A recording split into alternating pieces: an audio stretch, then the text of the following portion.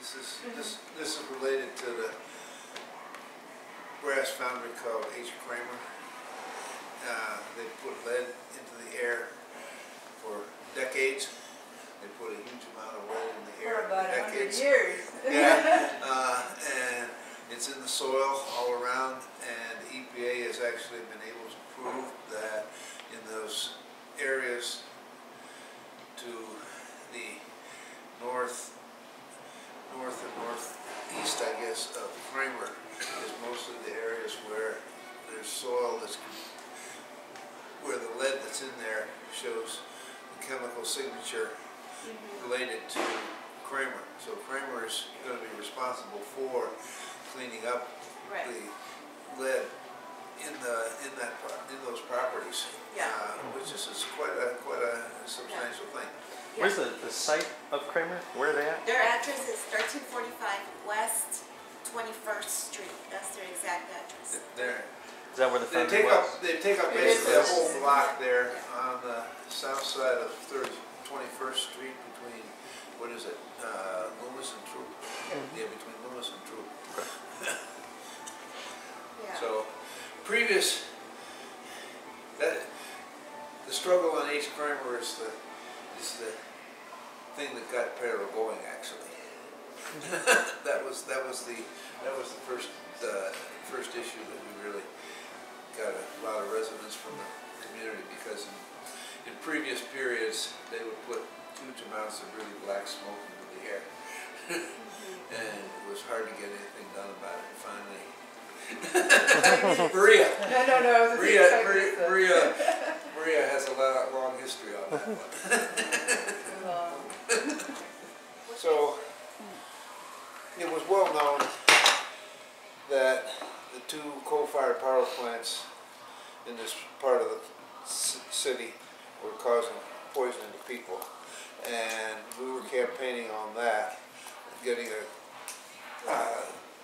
referendum on the ballot about that, but people were telling us about, well, what about this Kramer that's putting out all this black smoke and so forth. And so we put an advisory referendum on the ballot in a couple of precincts around Kramer, just asking that there should be a investigation by all the various government agencies that were involved, from the Chicago Department of Health to the Illinois EPA to the U.S. EPA to whoever else could possibly look at this issue.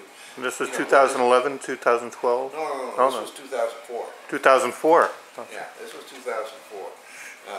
And it actually got a lot of attention. People were interested in this issue. People had been complaining about this plant for a long time and feeling like their complaints were falling on deaf ears, but started to get the attention of various people. We actually got some publicity about it in the regular press, and people started coming to look at this issue. One of the things that really sparked it was that there is this thing called toxic release inventory, that companies that put bad things into the air or the soil or the water are required to report it. They're not necessarily required to do anything about it, but they're required to report it.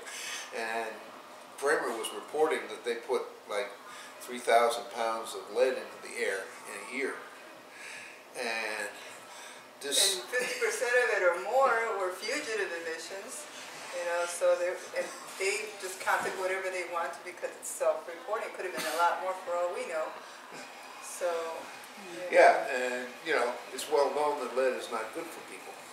There's very negative effects of getting that much lead. It's a densely populated neighborhood that this stuff is going out over. It's not just cornfields, which wouldn't be good either, but you know. We found it kind of strange that you would walk into that block and you were surrounded by a fog, and you walked out of it and you were no longer in a fog.